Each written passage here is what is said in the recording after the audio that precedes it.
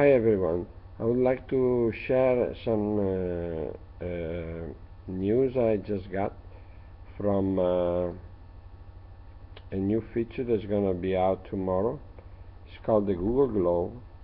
So Google Glove will be worn on your hand just like a regular glove.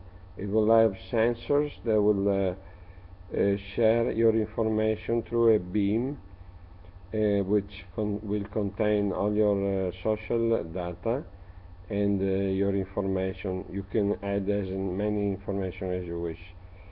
It will be like a remote control. You don't need to touch somebody else's hand.